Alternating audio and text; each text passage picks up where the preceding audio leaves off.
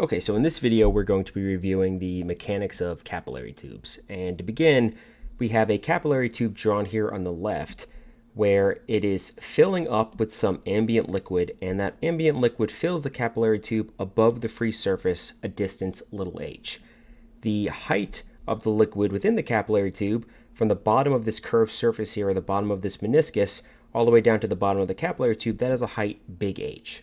And this delta volume is the volume of liquid that fills in the capillary tube above the free surface. We have Z as positive up and G as down, as we usually do with hydrostatics problems, and the capillary tube is of diameter D. So to begin with our assumptions, one, we're going to assume that we have an air-liquid interface here on the top of this meniscus. We're going to assume that we have an isothermal incompressible system. We're going to assume that we have a constant magnitude of gravitational acceleration. We're going to assume that our system is in static equilibrium. We're going to assume that gravity is the only body force. And 6, all surface tension effects occur along the curved meniscus within the tube.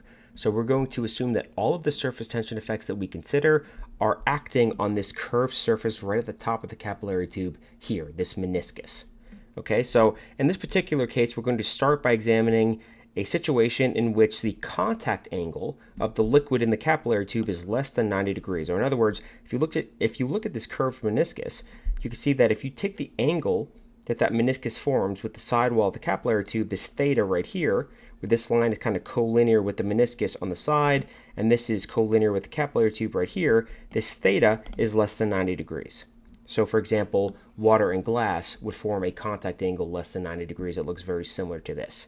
So the objective here is to find a formula to predict H, or to predict the height above the free surface at which the water rises. Now, if you have a theta is greater than 90, for example, like a heavy metal in a capillary tube, then H will actually be negative. So H is a displacement. It can be positive or negative.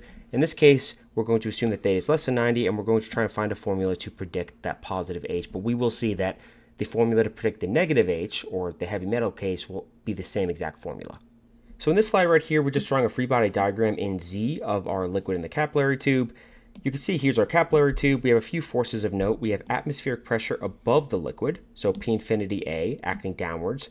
We have hydrostatic pressure acting below the liquid, P infinity plus rho G times the quantity H minus H, or big H minus little h, times A. We have the weight of the water in the capillary tube, and we have our surface tension effects, which act again, only along that meniscus, only along that top curved surface, and in this case are pinching and pulling up on the capillary tube. One thing of note here is we will see that we're using a simplification. So if you look at the curved meniscus, you can see that its area on the outside and its area on the inside are actually quite complex and would normally require a double integral, a two-dimensional integral, to find out what the actual area of this meniscus is. One of the first simplifications we're going to use is we're going to assume that the actual area of this meniscus can be approximated by its 2D projected area. So in other words, we're going to assume that this area right here, as I'm drawing on the curved meniscus, is actually this area right here, which is its 2D projection. So if you look again on the left, you could see with this hydrostatic pressure term, we're not using the simplification. The hydrostatic pressure is actually acting on a 2D projected area. It's actually acting on a 2D planar area. Here above, where we're evaluating atmospheric pressure acting on the meniscus, this is where we use a simplification. This A is actually A actual, so to speak. It is the actual area of the meniscus, but we are simplifying it and assuming that it is the 2D planar projected area of the meniscus instead. So this area A is this area A. So these areas are equal.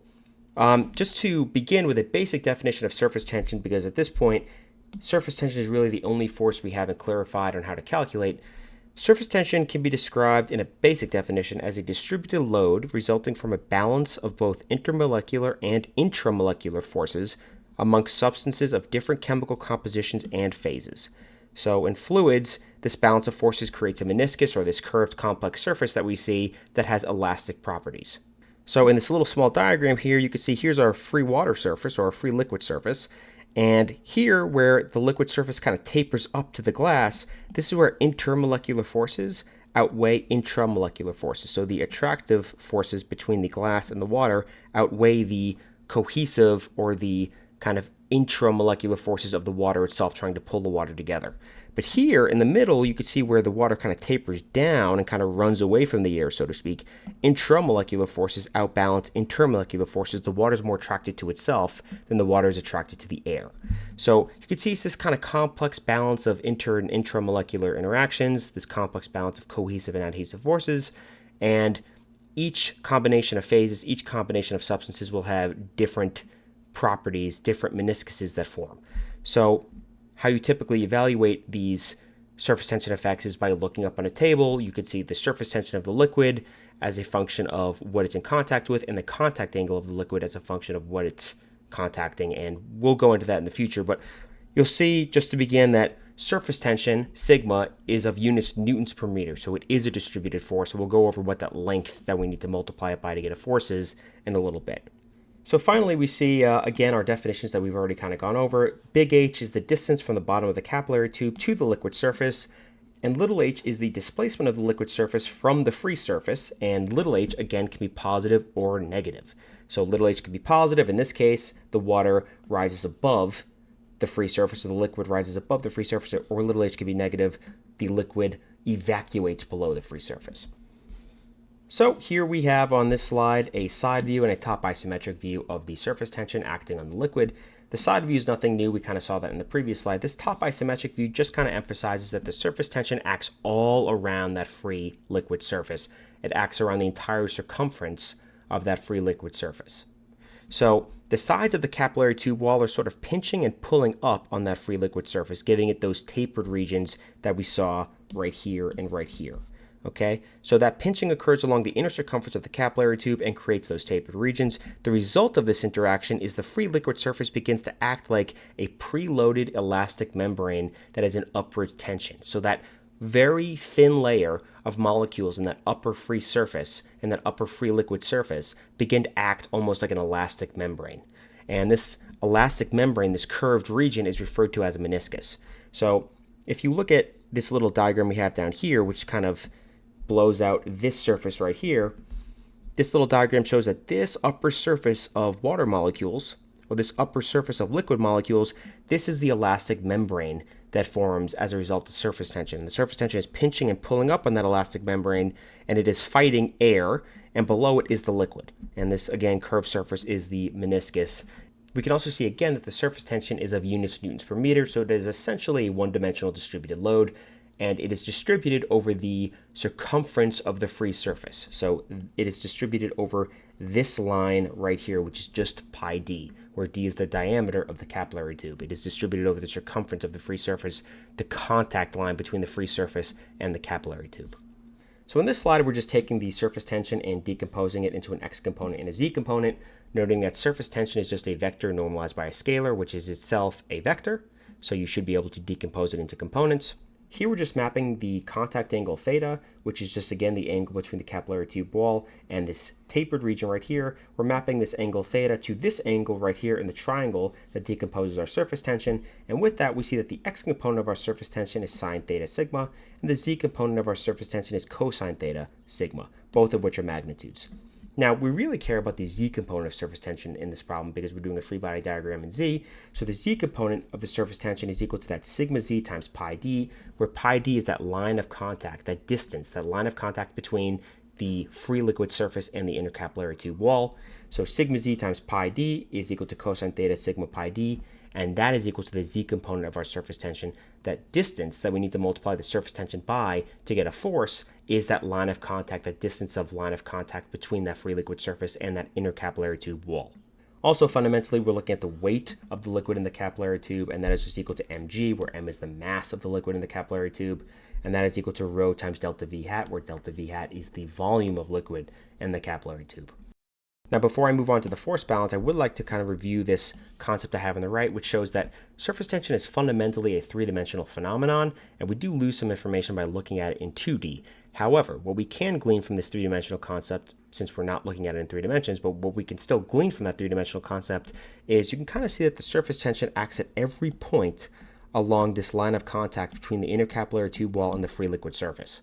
And you can kind of see that the x component of surface tension puts that elastic membrane, it puts that meniscus into mechanical tension. So that X component kind of stretches out the membrane and puts it into tension, and the Z component gives that elastic membrane, gives that meniscus its actual curved complex shape. So the X component puts the membrane into tension, the Z component gives that membrane its shape.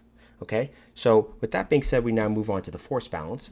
So then we just have our force balance in Z with positive up, and I won't go over this too much, but this is just from the free body diagram that we have on this slide right here.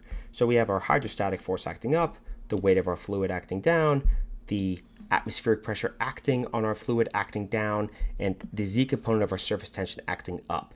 And you can kind of see that we're using the 2D planar area A here for the hydrostatic term and the 2D planar area here for the atmospheric term. And again, using A in this term right here is our simplified geometric assumption. The other thing to note is our delta V hat. That is the volume of liquid in the capillary tube.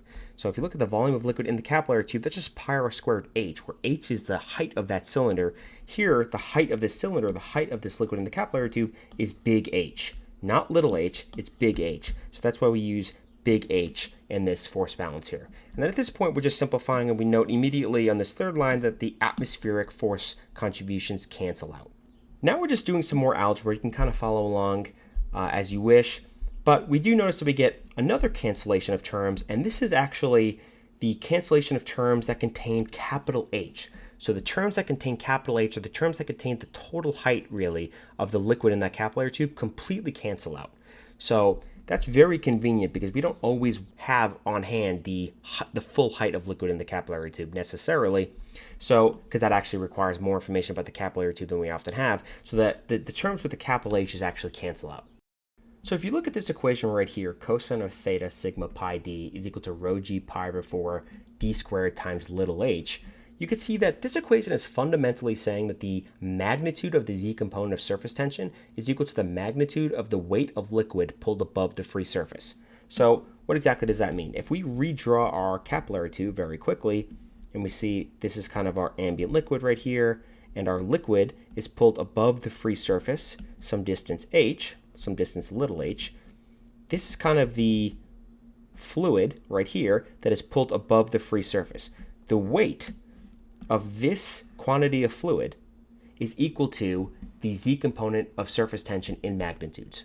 So doing some more algebraic simplifications, you could see that little h is equal to the quantity 4 sigma cosine theta over the quantity rho gd.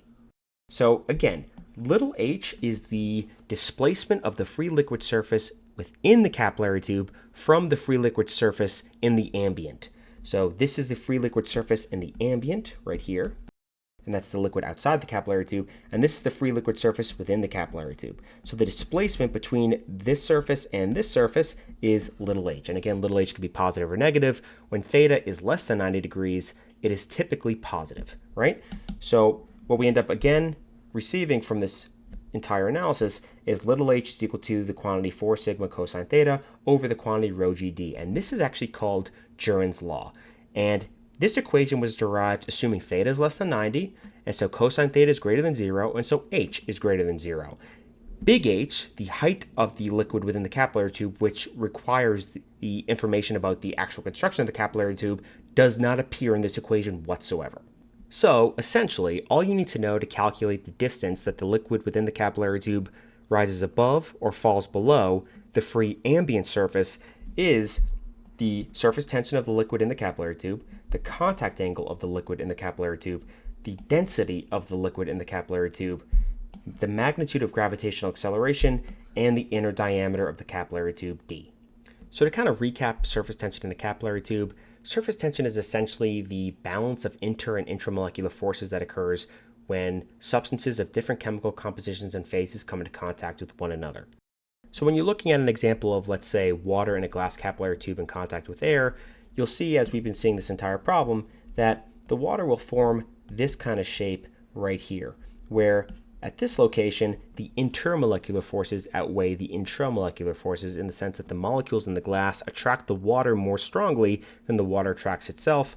And here, you'll see that the intramolecular forces outweigh the intermolecular forces in the sense that the air kind of repels the water away, and the water is more attracted to itself than it is the air.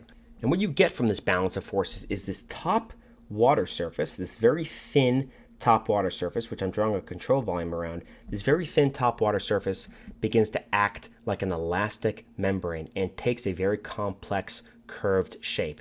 And when you're trying to determine where the surface tension within the capillary tube acts, you can assume as a first order estimate that really all the surface tension acts on that top layer, on that meniscus. So really the surface tension acts just like this, and you can kind of ignore the surface tension on the other areas of the liquid beneath the meniscus. You can just assume that the surface tension acts on the meniscus. As a first order estimate, that's a decent way to approach the problem. Then what you end up getting is the surface tension effects that act on that meniscus pull the water up above the free ambient surface. And the weight of water that is pulled above the free ambient surface is equal to the z component of surface tension. So the greater the surface tension is, the more water is pulled above the free ambient surface. And this is just the case for water. This is just the case for contact angles less than 90. When you have contact angles greater than 90, like heavy metals, it's actually the opposite case. Liquid is pulled beneath the free ambient surface, and the weight of the evacuated liquid is equal to the z component of surface tension in that case. Now, we will get to that case in the next video, but for now, this is essentially what we need to know. And again, this is Jurin's law, very useful. We'll see some other cases for it, some other uses of it in the future, but that should probably be it for this video. I really appreciate you watching. Thank you very, very much, and I will see you next time.